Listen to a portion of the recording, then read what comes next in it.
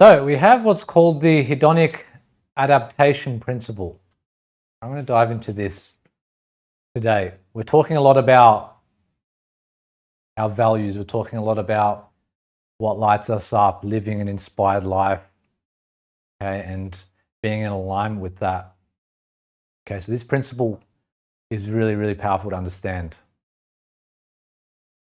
So, hedonic adaptation, or as well called the hedonic treadmill, is the observed tendency of humans to quickly return to a relatively stable baseline of happiness, okay, despite major positive or negative life changes or circumstances. Okay, so it works with both polarities, whether you experience something positive or experience something negative. Okay, we always come back to a relatively stable baseline. Okay, over time, people become accustomed to these new possessions, okay, new job, a new situation, causing that initial emotional impact to diminish. Okay, some of you may remember maybe buying your first car, right? Maybe your the first item of clothing that you've received, maybe the job that you were in, maybe there's some situation you were excited about, happy about, and now it's become normal. You've become accustomed to that, right? So the level of happiness around that thing comes back to a baseline, right? This can happen as well with relationships. It can happen with different environments that we live in, right? New houses, new items. Okay, whether there is excitement of a promotion or distress of a setback, individuals tend to habituate these experiences, causing their emotional intensity to fade. Okay, so not only does it work for things that are positive, it also works for things that are negative. We're going through something challenging, something that was difficult, something that caused us a lot of stress and anxiety. Eventually, we come back to the baseline. The intensity fades. Okay? And this happens over time through exposure. All right, studies have shown that both lottery winners and accident victims often return to near their original levels of happiness after a certain period. Okay, we've seen this. People who have had like an accident and they become injured or they become paraplegic, they always return back to a certain level of happiness after a period of time. Same with lottery winners. That initial high ends up coming back down. Okay, so this is very much how it looks when we're experiencing something. We have a baseline happiness. Okay, good things happen, then bad things happen. All right, but we always come back to that baseline, no matter what we're experiencing.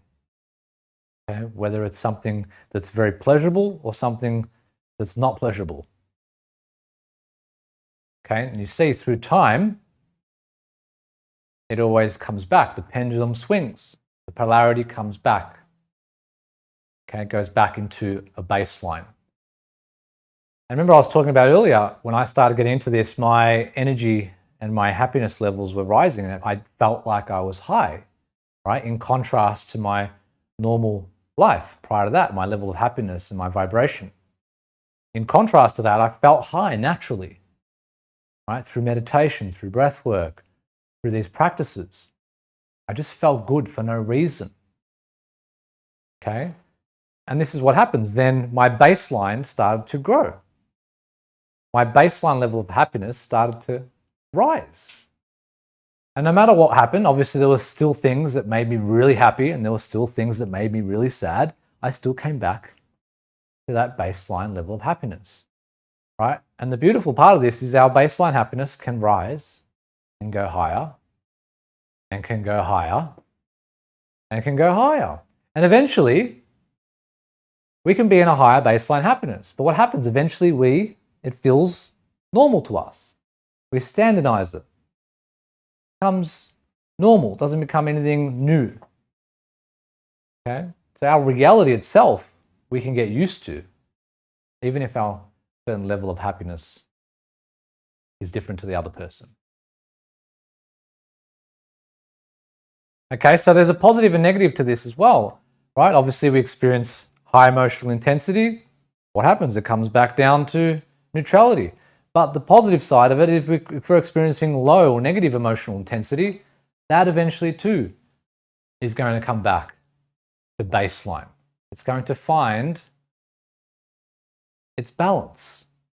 And no matter what you're experiencing in life, we're always looking for equilibrium. The nervous system is always looking for balance. Left and right hemispheres of the brain.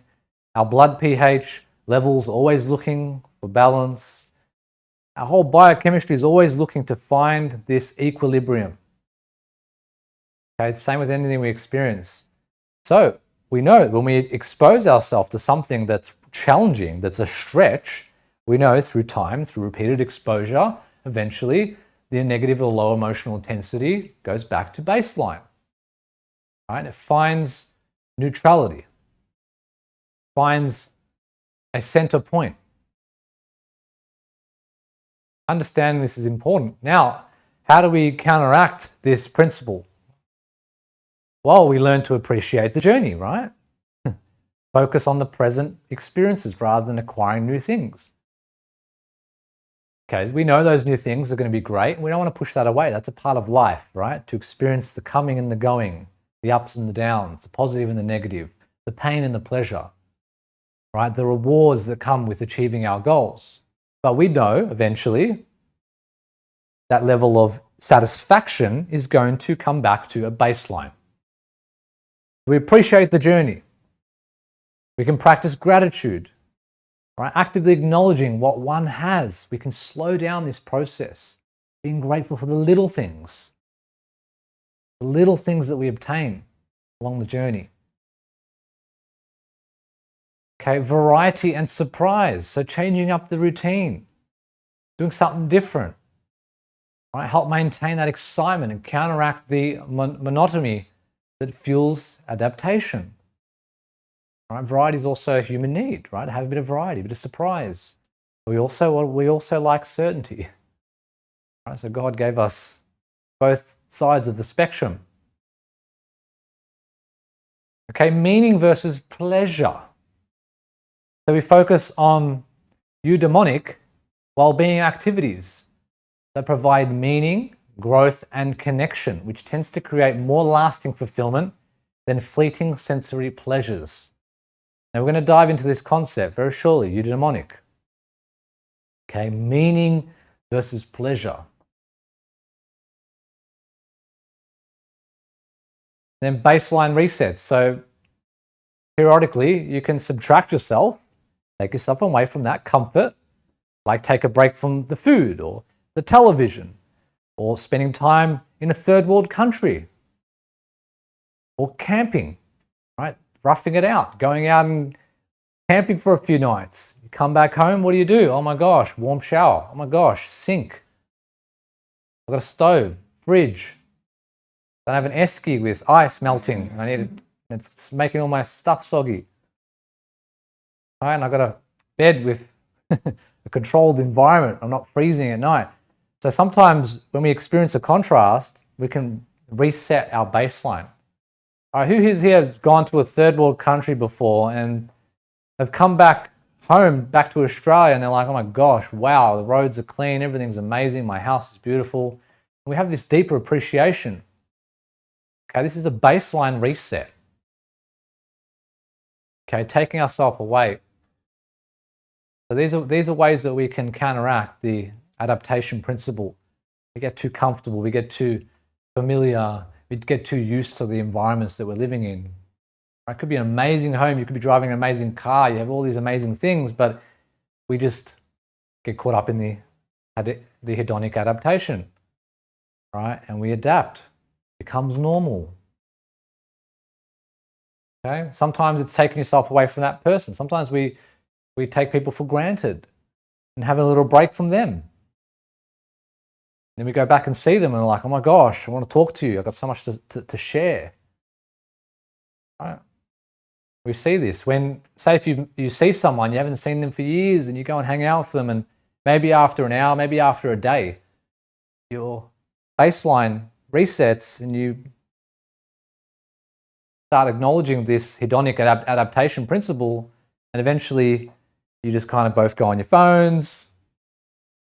You're not valuing the situation with being them as much as when you first saw them, right? You'll notice this. Okay, this is really, really powerful concept. Okay, so these are ways you can counteract it. Now, the eudaimonic principle, really powerful. This is the opposite side of the spectrum. Okay, so eudaimonic principle is a philosophy, a psychological concept defining true happiness, not as a fleeting pleasure, okay, which is often called hedonia, but as a process of flourishing, self-realization, and living in accordance with one's highest human potential and virtues. Okay, it's defining true happiness here, not coming and going. Okay, this is a long-term experience. The eudaimonic refers to a framework of well-being focused on meaning, purpose, and personal growth rather than just pleasure. Okay, rooted in Aristotle's philosophy, Greek philosopher. It emphasizes living in accordance with one's true self, called daimon. Okay, and pursuing virtue, excellence, and long-term fulfillment. This is the power of what we're doing. The power of living in alignment. What lights you up? This is the power of living a fulfilled life. Okay, this eudaimonic principle. So it involves living authentically in alignment with your true values and striving for excellence in character. So authenticity. A lot of people talk about being authentic. I, over the years, had different ideas of what it meant to feel, to be authentic. But authenticity is simply when your thoughts, your feelings, and your behaviors are congruent with what genuinely matters to you. Right? To you. Not to someone else, not to society, but to you. And a lot of us don't know. We have to uncover this because that voice is quieter than the voice outside. That voice that's telling us, that knows what genuinely matters to us is genuinely quiet. Okay, so we need to bring that voice forward and let it be heard and make that voice louder than the outside voice. Louder than all the external voices. Now, it's said to believe that authenticity is a very high vibration. Some say higher than love, joy, and peace. Okay, there's even talks about authenticity being the highest vibrational frequency. Okay, but there's no actual measurements or studies that deeply find an accurate measurement, but they're saying it's above love and anywhere between love and peace. Okay, it's higher than that type of vibration when you're being authentic, when you're living in alignment, okay, with your core values. You're doing what lights you up. All right, when we do what lights us up, we are following that internal compass. Okay, and that compass is different for every single person on the screen. You all have different things that genuinely matter to you, that are genuinely important to you. All have different things. Okay, but if we follow this compass, okay, it could be growth, connection, business, health, freedom, joy, spirituality, money, right? Whatever you think is value to you, what genuinely matters to you, if we follow that, we will live in alignment, we will be authentic. We will be in that high vibration. Okay, so being authentic means being in alignment with your true highest values. And this is the power. When we sit at that type of frequency, it does not matter what comes and what goes. in our life. It doesn't matter if we experience the pleasure of a material possession and it goes and we're like, oh no, because we're authentic. Okay? And we're keeping ourselves in a higher vibration no matter what happens in our life, no matter if we go down, no matter if we come up. We allow them to take place. We have more acceptance. We have less attachment as well when they come or when they go. Okay, so eudaimonic. Let's dive into the etymology. Okay, it derives from an ancient Greek word, eudaimonia. All right, combining EU, meaning good or well, and daemon, which translates to spirit or deity. Okay, so good, well, and spirit. All right, so it literally translates to having a good spirit or good-spirited, representing a state of flourishing, okay, living well, or high-level well-being. This is the art of true wellness, the wellness industry, the wellness space, well-being. This is your compass. Okay, let's look at the other word, hedonic. Okay, hedonic originates from the Greek word hedonicus, meaning pleasurable, which is derived from hedon, pleasure, or ultimately stemming from hades, sweet or pleasant. Okay, so hedonism is the pursuit of pleasure, or being a hedonist, one who pursues pleasure. I'm hedonistic. Okay. And often these experiences, well, what do we know? They come and they go. They don't last. They don't last like the eudaimonic principle. Okay, but both are necessary for this human experience. But often most people are living according to the hedonic principle, looking externally instead of internally, for that internal compass, that voice guiding them. Live in alignment with having a good spirit, being a good-spirited person, to living well, to flourishing. Okay, so hedonic, just to give you more of an idea, it's pleasure-based. Short-term gratification, right? That instant gratification we talk about, which sometimes we have to delay so that we can get long-term pleasure, long-term gratification, reach our long-term goals. Okay, often it's around comfort, ease, right? Avoiding pain, seeking pleasure, external rewards. Okay, again, nothing wrong with any of this, but we have to understand that it feels good in the moment. It's not going to feel good later because we adapt. Okay, on the opposite side of that, we have the eudaimonic principle, which is meaning-based. Personal growth, purpose. All right, living in alignment with your core values. Contribution, self-mastery. This is long-term fulfillment. Okay, it's authenticity. And this is what feels good over a lifetime. That's what we talk about. Talk about people who need to retire compared to people who are living on their purpose. Feel good no matter what. So we've got both of them here, and both are necessary in this human experience. We can't avoid the hedonic. It's a part of life. It's a part of achieving a goal. We are going to enjoy that. But we know eventually the level of happiness around that thing is going to pass. That's why we hear about people talking about being rich and money not making you happy. Well, it's true. Absolutely. You'll get that certain amount of money and eventually it'll become a baseline. Eventually it'll become your new standard. And eventually, because you're here in this construct, this human existence, you're going to look for something else.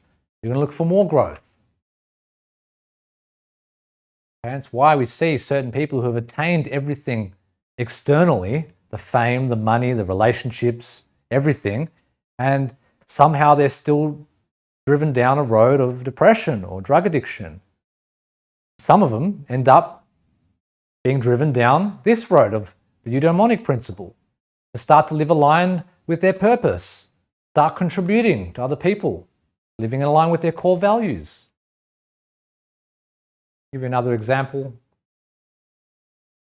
Okay. See the contrast here.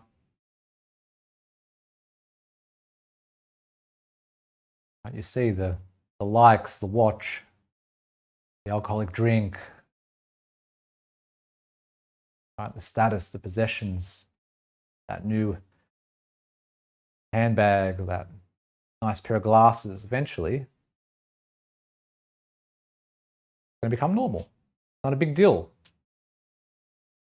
Okay? The other side of it, it's a different feeling. This long-term energy that lights you up. All right? So remember, it's not just about the destination, it's about the goal, it's not just about the outcome. Okay? These things are great. Okay? It's about the journey, about who you become. It's about living in alignment with your highest values. Okay? This is where the treasure lies. It's about the progress. It's about the growth. It's about the contribution. It's about the fulfillment. Okay, this is what it's about. And we will reach certain destinations. We will reach certain goals, certain outcomes, and we can celebrate them. It's great. We don't push them away.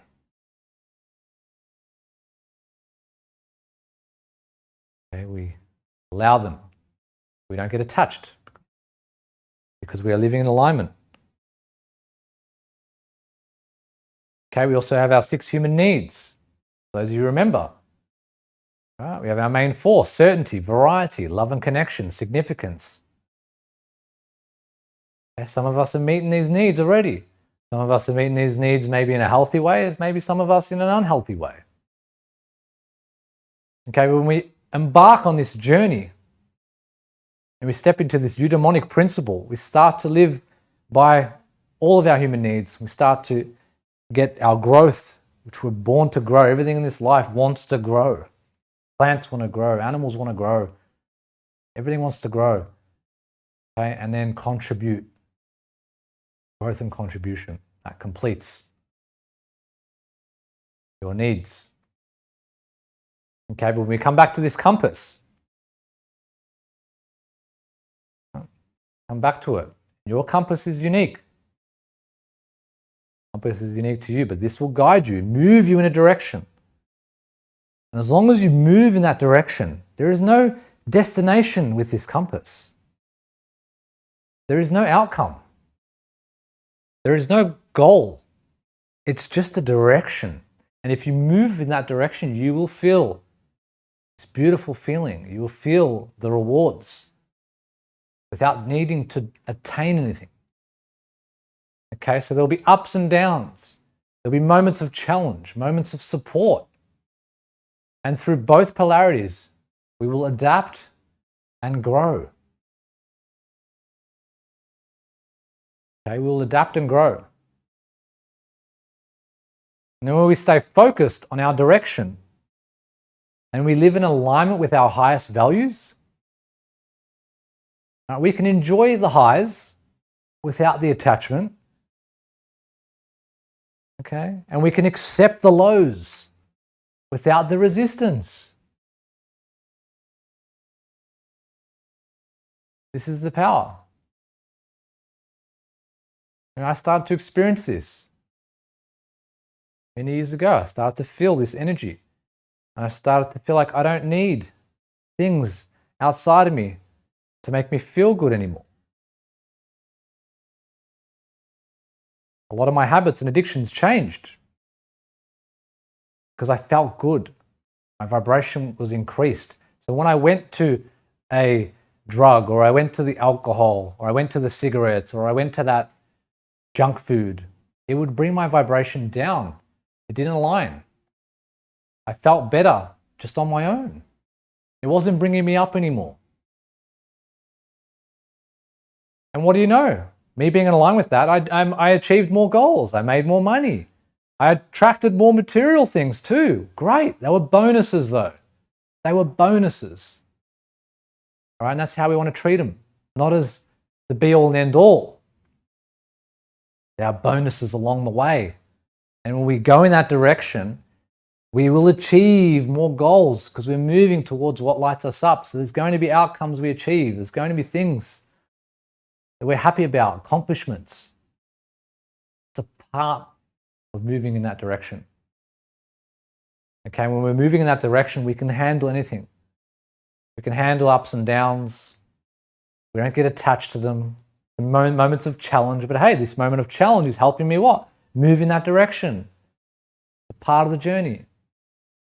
When we're not living in alignment with this, when we're not living in alignment with our internal compass and our true highest values, and we're not being authentic, when we come against a challenge, we're going to turn away. We're not going to see enough value in moving over that challenge and seeing that challenge as an opportunity for growth or an opportunity to learn. We're going to see it as a failure. We're going to want to turn around and start walking down. We're going to see it as a stepping stone taking us down instead of a stepping stone forward. Now, this is the key. This is the key. Your fulfillment. All right? And this is the power that all of us coaches and facilitators and leaders should have with us when we're moving forward.